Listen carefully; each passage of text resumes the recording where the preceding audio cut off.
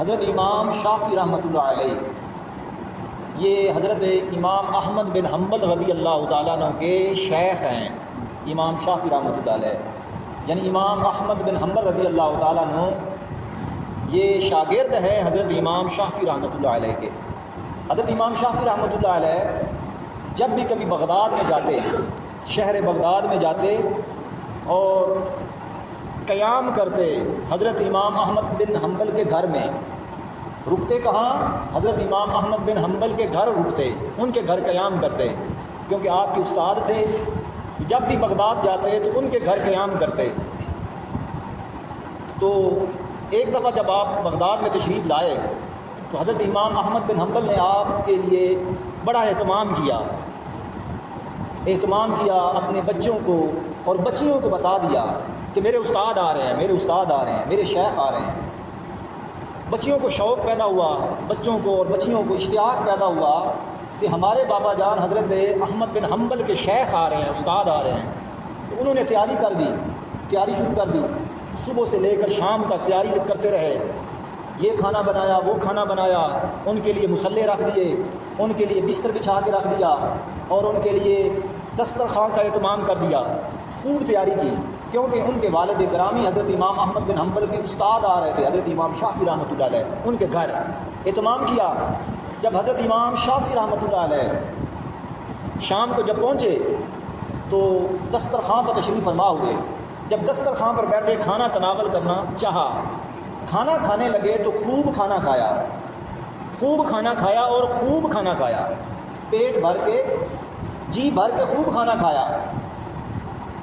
جب کھانا کھا چکے، اتنا خوب کھانا کھایا کہ وہ جو بچے بچیاں تھیں جو کھانا دے رہے تھے، کھانا تقسیم کر رہے تھے، کھانا کھلا رہے تھے، وہ حیران ہو گئے اور اپنی انگلیاں دانتوں میں رکھ کر ایک سائڈ پر بیٹھ گئے اور بہن بھائی آپس میں ایک دوسرے کو دیکھنے لگے کہ یہ ہے ہمارے بابا حضرت امام احمد بن حنبل کے استاد، تو ہمارے بابا تو کم کھاتے ہیں، یہ ہیں وقت کے امام، وقت کے ولی اور وقت کے مجدد۔ ہم نے تو اولیاء کرام کے بارے میں سنا ہے کہ وہ تو کم کھاتے ہیں، انہوں نے تو سارا دسترخوان ختم کر دیا، اتنا کھانا کھایا کہ سارا دسترخوان ختم کر دیا، کوئی چیز چھوڑی نہیں ہے۔ یہ امام احمد بن حنبل کے بچوں نے آپس میں باتیں کی اور انہوں نے جا کر اپنے بابا حضرت امام احمد بن حنبل سے فرمایا کہ بابا جان، یہ ہے آپ کے استاد، آپ کے شیخ، کہ پورا کھانا جو ہم نے اہتمام کیا، دسترخوان پورا وہ اس کو ختم کر دیا، تو آپ خاموش رہے، جواب نہیں دیا۔ حضرت امام احمد بن حنبل نے جواب نہیں دیا۔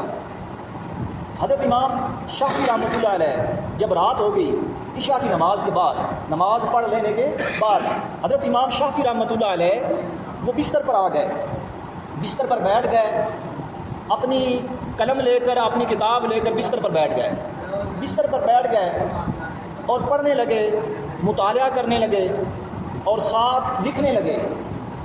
امام احمد بن حنبل کے جو بچے تھے وہ آتے، رات کو آ کر دیکھتے اور دیکھ کر واپس چلے جاتے۔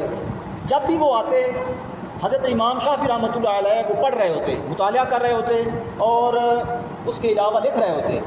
پھر بار بار آتے، دوبارہ آئے، انہوں نے دیکھا کہ شاید مصلے پر ہوں، وقت کے مجدد ہیں، ولی ہیں، وقت کے امام ہیں، تو مصلے پر ہوں گے، کھڑے ہوں گے اللہ کی بارگاہ میں، 100 200 400 800 نفل ادا کر رہے ہوں گے۔ تو انہوں نے دیکھا تو وہ اسی طرح مطالعہ کر رہے ہیں، یہاں تک کہ تہجد کا آخری وقت آ گیا۔ آپ ساری رات مطالعہ کرتے رہے، لکھتے رہے، اور جب تہجد کا آخری وقت آیا تو آپ نے آخری وقت میں نماز تہجد ادا کی، نوافل ادا کیے۔ نوافل پڑھ لینے کے بعد یہ جو صاحبزادیاں تھیں حضرت امام احمد بن حنبل رضی اللہ تعالیٰ عنہ کی، اور ان کے جو بچے تھے، انہوں نے اپنے بابا سے دوسرا سوال کیا، کہا کہ بابا جان، یہ آپ کے کیسے استاد ہیں، کیسے شیخ ہیں؟ ہم ساری رات ان کو دیکھتے رہے کہ کب یہ مصلے پر آئیں گے، مولا کی دہلیز پر آئیں گے۔ یہ ساری رات کتاب لے کر بیٹھے رہے، ساری رات ہی کتاب کا مطالعہ کرتے رہے، نہ کوئی نفل پڑھا۔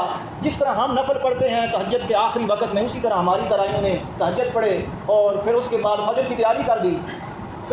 تو انہوں نے کہا کہ بیٹا، اپنے بچوں سے کہا، امام احمد بن حنبل نے فرمایا کہ بیٹا، میں جاتے ہوئے آپ کی ملاقات کروا دوں گا، حضرت امام شافعی رحمۃ اللہ علیہ سے آپ کی ملاقات کروا دوں گا، آپ خود ان سے یہ پوچھ لینا، یہ دونوں سوال آپ خود پوچھ لینا۔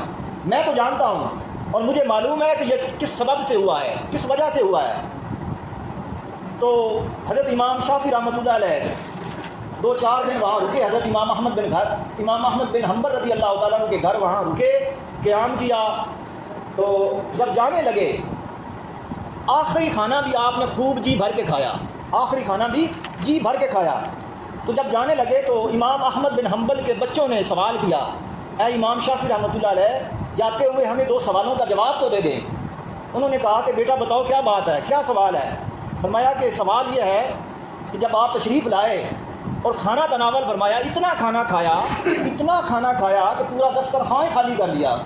تو ہم نے تو کہیں نہیں پڑھا کہ اللہ کے ولی اتنا کھانا کھاتے ہیں، تو اس کا سبب کیا ہے، اس کی وجہ کیا ہے؟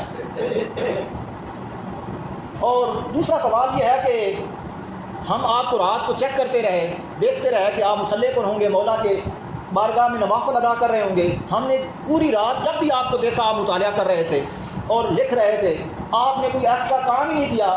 تو ہمارے اور آپ میں کیا فرق؟ جس طرح ہم تہجد ادا کرتے ہیں اسی طرح آپ نے تہجد ادا کی، بس صرف پڑھتے رہے ساری رات۔ تو آپ نے فرمایا کہ بیٹا پہلا جو سوال ہے اس کا جواب سن لیں۔ میں بیٹھ جاؤ، بچوں کو بٹھا دیا حضرت امام شافعی رحمۃ اللہ علیہ نے۔ فرمایا کہ سنو، جب میں نے ارادہ کیا کہ میں بغداد جا رہا ہوں، اور مجھے معلوم تھا کہ میں نے امام احمد بن حنبل کے گھر ٹھہرنا ہے، تو میرے 4 دن کا سفر تھا، 4 دن میں میں نے یہاں پہنچنا تھا، تو میں نے جان بوجھ کر 4 دن کھانا نہیں کھایا، راستے میں جان بوجھ کر نہیں کھانا کھایا، اس لیے کہ جو رزق حلال اور جو پاکیزہ کھانا حضرت امام احمد بن حنبل کے گھر میں مجھے ملے گا وہ راستے میں مجھے کہیں نہیں ملے گا۔ تو 4 دن سفر کے میں بھوک سے رہا اس وجہ سے، تاکہ حلال کھانا جا کے کھاؤں، اور وہ بھی حضرت امام احمد بن حنبل اپنے شاگرد کے گھر۔ تو کھانا کھاتا رہا، میں نے خوب کھانا کھایا، یہاں تک کہ 4 دن کی کمزوری پوری کی۔ پھر اس کے بعد جب میں جا رہا ہوں تو جاتے ہوئے بھی میں نے خوب جی بھر کے کھانا کھایا، اس لیے کہ مجھے معلوم ہے کہ مجھے اپنے گھر جانے تک 4 دن لگیں گے۔ تو جاتے ہوئے راستے میں امام احمد بن حنبل کے پاکیزہ کھانے کے علاوہ راستے میں مجھے اور کوئی کھانا نہیں ملے گا، لہٰذا میں نے جاتے ہوئے بھی جی بھر کے کھانا کھا لیا۔ اتنا تقویٰ تھا ان لوگوں کا کہ ایسی جگہ سے کھاتے نہیں تھے کہ جہاں انہیں کوئی گمان ہو کہ یہاں کوئی حرام کا کھانا ہے، تو کہاں سے کھاتے تھے؟ جہاں انہیں پتہ تھا کہ یہاں پاکیزہ کھانا ہے، حلال کا کھانا ہے۔ تو کیا ہوا؟ فرمایا یہ کہ آپ کا ایک سوال ہو گیا۔ اب دوسرا سوال یہ ہے کہ میں ساری رات جاگتا رہا اور صرف قلم سے لکھتا رہا اور پڑھتا رہا۔ اس کی وجہ یہ ہے کہ میں آقا علیہ السلام کی حدیث لکھ رہا تھا، آقا دو جہاں صلی اللہ علیہ وسلم کی حدیث لکھ رہا تھا۔ تو آقا علیہ السلام کی حدیث سے میں استنباط کر رہا تھا، احکام نکال رہا تھا۔ تو ادھر آقا علیہ السلام کی سنت تھی، اور آقا علیہ السلام کی سنت سے احکام نکال کر میں نے آقا علیہ السلام کی امت تک پہنچانا تھا۔ ادھر فرض تھا اور سنت تھی، ادھر نوافل تھے۔ میرے دل نے بڑا چاہا کہ میں اٹھ کر نماز پڑھوں، نفل ادا کروں، مگر میرے آقا کی سنت نے اور میرے آقا کی حدیث نے مجھے اٹھنے نہیں دیا۔ ادھر آقا کا فرمان ہے، آقا کی حدیث ہے، اور آقا علیہ السلام کی حدیث سے جو احکام نکال کے میں نے امت کو دینے ہیں وہ ہیں، اور ادھر نوافل ہیں۔ تو لہٰذا میں نے کیا کیا، ساری رات اسی حدیث میں آپ نے فرمایا امام شافعی رحمۃ اللہ علیہ نے فرمایا کہ میں نے اس حدیث سے 40 احکام نکالے ہیں۔ آقا علیہ السلام کی اس حدیث سے 40 احکام نکال کے لکھ لیے ہیں جو میں نے آقا علیہ السلام کی امت تک پہنچانے ہیں۔ پھر کیا ہوا، میں نے ارادہ کیا کہ میں پڑھوں، لیکن میرے دل میں خیال آ جاتا تھا کہ کہیں ایسا نہ ہو کہ حضور کی سنت چھوڑ کر نفلوں کی طرف چلا جاؤں، تہجد کی طرف چلا جاؤں تو کہیں آقا علیہ السلام ناراض نہ ہو جائیں، کہیں گناہ نہ ہو جائے۔ تو اس وجہ سے میں نے رات مطالعہ میں گزاری اور علم پڑھتے پڑھتے رات میں نے بسر کر دی، اور اسی طرح نماز تہجد ادا کی جس طرح آپ لوگ ادا کرتے ہیں، کوئی ایکسٹرا عبادت میں نے نہیں کی۔ تو جب یہ بات آپ نے سنا دی امام احمد بن حنبل کے بچوں کو، تو وہ کیا ہوا، وہ بچے بڑے حیران ہوئے، رو پڑے اور آپ کے قدموں پر گر پڑے تاکہ حضور ہمیں معاف کر دیں۔ تو علم کی یہ فضیلت ہے۔